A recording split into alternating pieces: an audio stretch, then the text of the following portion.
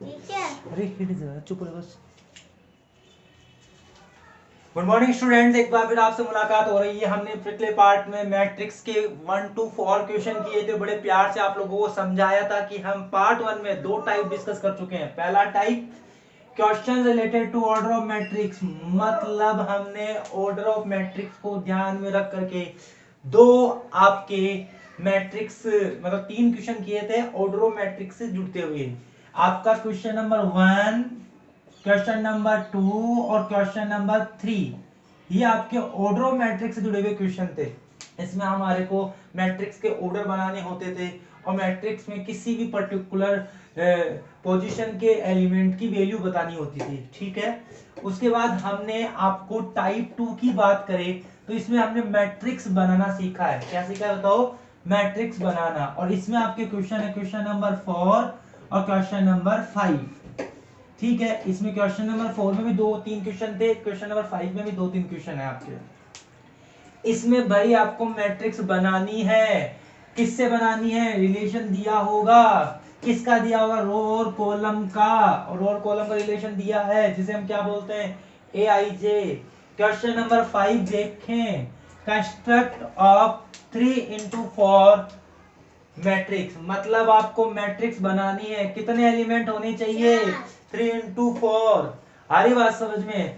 Whose element are given by, मतलब उसके element इस रिलेशन को फॉलो करने चाहिए, इस रिलेशन को फॉलो करने चाहिए। तो दो क्वेश्चन है, क्वेश्चन नंबर 1 और क्वेश्चन नंबर 2। पहले 1 को देखें। आप लोगों को हमने बेसिक मैट्रिक्स बनाना सिखाया था, बस वही चीज आपको यहां करनी है। अगर आपको 3 into 4 की मैट्रिक्स बनानी है तो इसका मतलब है प्यारे बच्चों, उसमें 3 तो रो होनी चाहिए और 4 कॉलम होने चाहिए। तो 3 रो और 4 कॉलम, 4 कॉलम। ठीक है, तो देयर आर 3 रो। तो भाई देखो, 1 रो, सेकेंड और थर्ड, और कॉलम कितने? First, second, third, fourth. बात समझ में आ रही है?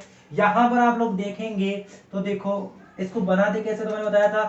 या तो आप समझ लो कि पहली रो फर्स्ट कॉलम, पहली रो सेकंड कॉलम, पहली रो थर्ड कॉलम, या इसमें यहाँ 11 12 13 14 या 21 22 23 24 और या 31 32 33 34, इस तरीके से चलता जाएगा। ये बेसिक मैट्रिक्स आपने बन गई। अब आपको क्वेश्चन वाली मैट्रिक्स बनानी है।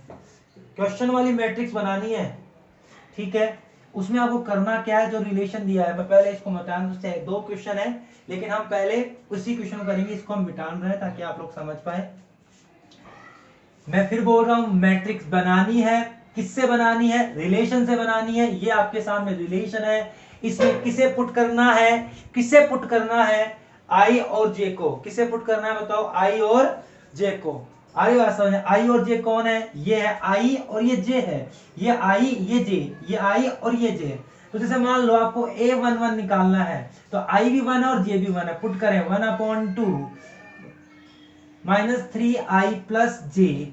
तो आप प्यारे बच्चों देखेंगे 1/2 -3i, आई की वैल्यू 1 प्लस जे की वैल्यू भी 1। ठीक है, तो 1/2 3 into 1 माइनस का 3, माइनस का 3 में प्लस का 1 गया तो कितना बचा? माइनस का 2। इसे मॉड्यूलस कहते हैं। जब दो लाइनें ऐसी मिल जाए तो उसे क्या कहते हैं? मॉड्यूलस। और हम जानते हैं मॉड्यूलस के अंदर चाहे प्लस का साइन हो चाहे माइनस का साइन हो, साइन हमेशा बाहर निकलते वक्त किसका होगा? प्लस का होगा। इसलिए आप लोग ध्यान से समझ लें, ये -2 भी मैटर नहीं करता, -2 भी मैटर नहीं करता।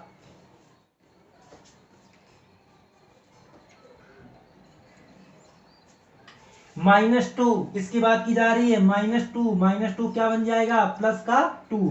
क्यों बन जाएगा? क्योंकि ये मॉड्यूलस है, और मॉड्यूलस के अंदर चाहे प्लस का साइन हो चाहे माइनस का साइन हो, बाहर निकलते वक्त हमेशा किसका साइन होता है? प्लस का। 2 से 2 कट गया और कितना आ गया? 1। बात क्लियर? दोबारा देख लीजिए, -3i प्लस जे था, आई की जगह 1 रखा और जे की जगह प्लस रखा, तो 3 into 1 माइनस का 3 प्लस का 1 गया तो माइनस का 2, मॉड्यूलस से कटा और बाहर आ गया 1। तो हमारे पास A11 की वैल्यू कितनी आ गई? 1। तो यहां आप लोग समझ गए A11 की वैल्यू। ऐसे हम A22 की वैल्यू निकाल लेंगे। तो यहां पर A11 हमारे पास 1 आ चुका है।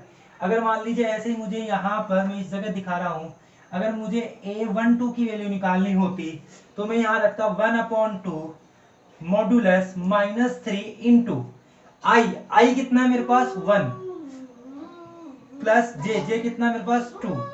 तो आप देखेंगे -3 प्लस 2, तो यहाँ बचा माइनस का 1।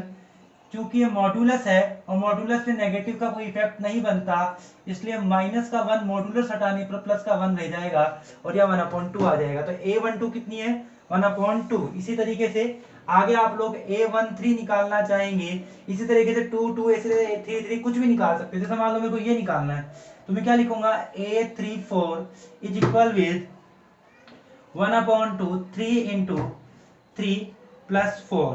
तो आप क्या देखेंगे 3 इंटू 3 कितना होगा 12, और 12 में से प्लस का 4 गया तो माइनस का 8, मॉडुलस होने की वजह से हट जाएगा तो प्लस का 8 और यहाँ पर कितना आ जाएगा 4। इस तरीके से मैंने a11 निकाल के दिखा दिया, a12 निकाल के दिखा दिया, a34 निकाल के दिखा दिया। तो आप बाकी सब जगह नहीं निकाल सकते। मान लो मैंने 2 से 1 लूंगा तो i की जगह 2 आ जाएगा, सॉरी 21 लूंगा तो i की जगह तो 21 आ जाएगा और इसकी जगह 1 2 2, i की जगह यहाँ पे कितना आ रहा है 2 और j की जगह कितना 1। ऐसे अगर मान लो मुझे इसकी वैल्यू निकालनी हो तो प्यारे बच्चों क्या करेंगे 2 i की जगह और j की जगह भी 2। अगर मान लो मुझे इसकी वैल्यू निकालनी है 2 4 की तो i की जगह 2 और j की जगह 4। अगर मान लो मुझे इसकी निकालनी है तो यहाँ पर i की जगह 3 और j की जगह कितना लोगे 2। इस तरीके से आप लोग समझ गए कि आपको मैट्रिक्स में मैट्रिक्स बनानी है, इस रिलेशन को उठाना है, इसमें i और j की वैल्यू डालनी है और वैल्यू आपके सामने आ जाएगी। क्लियर, कोई दिक्कत? Thank you. तो इसी तरीके से आप लोग इसका परफेक्ट किया, आप बाकी सब चीजों की वैल्यू निकालेंगे। और इसी तरह इसका सेकंड क्वेश्चन है उसमें तो रिलेशन दे रखा है, उस रिलेशन के तो सेम क्वेश्चन है, बस ये जो फॉर्मूला है ऐसे मान लो ये फॉर्मूला है भाई, इस फॉर्मूले में आई रखना, जे निकालना है, जे रखना है और ए आई जे निकालना है। ऐसा कैसा एक अलग फॉर्मूला इसी के सेकंड में दे रखा है 5 क्वेश्चन के, सेम चीजें रहेगी, वही 3 इंटू 4 आपको मैट्रिक्स बनानी है और वही सेम लेना है। ठीक है, क्लियर? हाँ जी, अब हम बात करेंगे टाइप 3। मैंने आपको स्टार्ट करने से पहले ही समझा दिया था कि भाई 4 बातें और एक्सरसाइज खत्म है तुम्हारी, उसमें 2 मैंने बता दिए और 5 क्वेश्चन आपके हो चुके हैं। फर्स्ट सेकंड थर्ड टाइप 1 का है और 3 4th एंड 5th आपके टाइप 2 का है। अब बात कर रहे हैं टाइप 3 की और वो है equality of matrix. Sir equality of matrix क्या होती है, नाम को ही पकड़ लो तुम लोग। इक्विलिटी मतलब इक्वल, किसका इक्वल, मैट्रिक्स इक्वल होना। दो मैट्रिक्स कब इक्वल होती है, जब उनके बीच में इक्वल का साइन हो, पहली चीज। लेकिन इसकी कंडीशन भी है कि इक्वल तभी हो सकती है जब इनका ऑर्डर ऑफ मैट्रिक्स सेम हो। इसका मतलब समझ में आ गया कि दो मैट्रिक्स के बीच में अगर इक्वल का साइन है तो equal matrix, equality of matrix कहलाएगी। दोनों मैट्रिक इक्वल होगी, लेकिन इसमें साथ में कंडीशन है, उसकी सबसे इंपॉर्टेंट कंडीशन क्या होगी कि ये तभी ऐसा हो सकता है, इक्वल तभी लगाया जा सकता है जब इसमें ऑर्डर ऑफ मैट्रिक्स सेम हो। मतलब यहाँ 2 इंटू 2 है तो यहाँ भी 2 इंटू 2 होना ही चाहिए। मैं एक और बात बोल दूं, इसका मतलब ये नहीं है कि हर 2 इंटू 2 की मैट्रिक्स आपस में सेम होगी। मैंने ये कहा कि दो मैट्रिक्स इक्वल हो सकती है, लेकिन उनके इक्वल होने के लिए ये होना जरूरी है। लेकिन इसका मतलब ये नहीं है कि हर 2 इंटू 2 की मैट्रिक्स हमेशा सेम हो। बात क्लियर हो गई, अच्छे समझ में आ रही है? ठीक है। तो देखो, अगर इक्विलिटी ऑफ मैट्रिक्स की बात करें, अगर दो मैट्रिक्स इक्वल होती है तो ध्यान रखना इस एलिमेंट की जगह उस मैट्रिक्स में जो भी आया है वो आपस में सेम होगा। जैसे इस जगह x है, इस जगह 3 है, तो हम कह सकते हैं x की वैल्यू 3 होगी। इस जगह y है और इस जगह 4 है तो हम कह सकते हैं y की वैल्यू 4 होगी। इस जगह w है, इस जगह 4 है या और कुछ भी हो तो w की वैल्यू 4 होगी। इस जगह a है, इस जगह 8 है तो a की वैल्यू कितनी 8 होगी। तो आप लोगों को दो बातें ध्यान रखनी है, दो मैट्रिक्स इक्वल होगी तो उसमें उसके बीच में किसका साइन आएगा, इक्वल का साइन आएगा। लेकिन ध्यान रखने वाली दूसरी बात क्या है, अगर इक्वल का साइन आएगा तो ऐसा तभी होगा, उसके लिए सबसे इंपॉर्टेंट शर्त क्या होगी, ऑर्डर ऑफ मैट्रिक्स इक्वल होगा। वही ध्यान रखना, अगर दो मैट्रिक इक्वल है तो उसमें जो ये वाला एलिमेंट है उसी पोजीशन पर दूसरा एलिमेंट जो आ रहा है उसकी वैल्यू सेम होगी, यानी x बराबर 3 है तो यहाँ वैल्यू 3 होगी, y की वैल्यू कितनी होगी 4 होगी, w की वैल्यू कितनी होगी 4, a की वैल्यू कितनी 8। बात समझ में आ गई क्या? ठीक है, यस। क्वेश्चन नंबर 6 का पहला क्वेश्चन देखिए, ये है इक्विलिटी ऑफ मैट्रिक्स की जो तीसरा टाइप हम लोग पढ़ रहे हैं। हम तीसरा टाइप पढ़ रहे हैं, अब तक 2 टाइप पढ़ चुके हैं। तीसरे टाइप बात करें तो इक्विलिटी ऑफ मैट्रिक्स की बात है। इसमें हम पहला क्वेश्चन कह रहे हैं, हमने पिछले भी थोड़ी देर पहले भी बताया कि 2 मैट्रिक्स अगर इक्वल होगी तो उनके बीच में इक्वल का साइन होगा, उनका ऑर्डर ऑफ मैट्रिक्स सेम होगा और उनके कॉरस्पॉन्डिंग एलिमेंट की वैल्यू भी सेम होगी। ध्यान में, करस्पॉन्डिंग एलिमेंट कहते हैं, ऑन कंपेयरिंग हम निकाल सकते हैं। जैसे इसमें पूछा है XYZ निकालो, तो y की करस्पॉन्डिंग इसमें क्या है 4, तो हम लिखेंगे y की वैल्यू बराबर 4 हो चुकी है। x को कंपेयर करने पर कितना आ रहा है यहाँ पर 1, x का करस्पॉन्डिंग एलिमेंट क्या होगा 1, x बराबर 1। ऐसे z का करस्पॉन्डिंग एलिमेंट कितना होगा 3। इस तरीके से इसमें x, y और z की वैल्यू आपके सामने आ चुकी है। बोलो कोई दिक्कत आ रही है? सेकंड क्वेश्चन भी ऐसा ही है, बस थोड़ा सा इक्वेशन से कैलकुलेट करनी पड़ रही है। क्या करते हैं देखते हैं।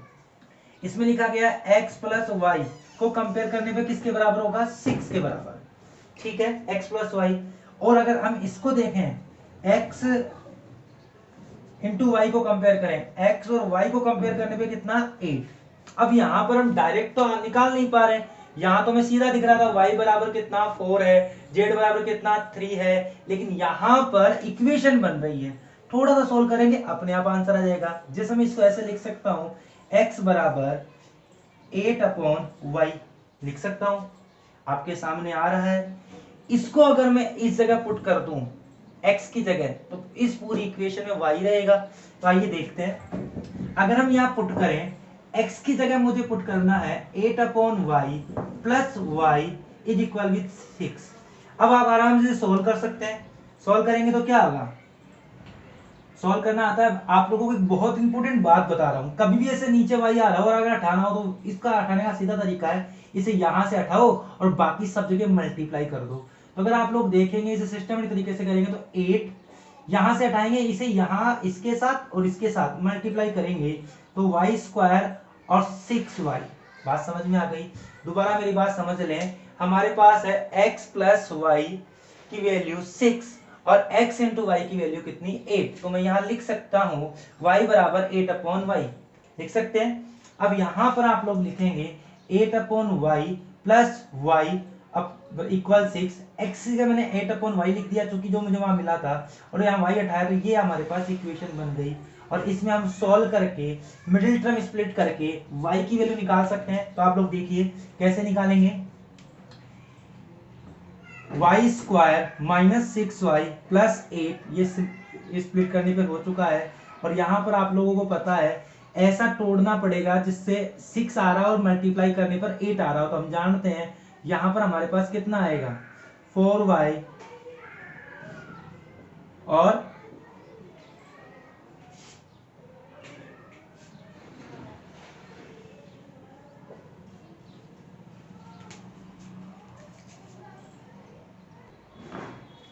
यस। तो देखिए हमने यहाँ पे थोड़ा टाइम की कम वीडियो बहुत लंबा पड़ता है तो जल्दी शॉर्ट में सोल्व करके बताया आपको कि देखिए 6y है, इसको स्प्लिट करेंगे तो 4 2 8 हो जाएगा।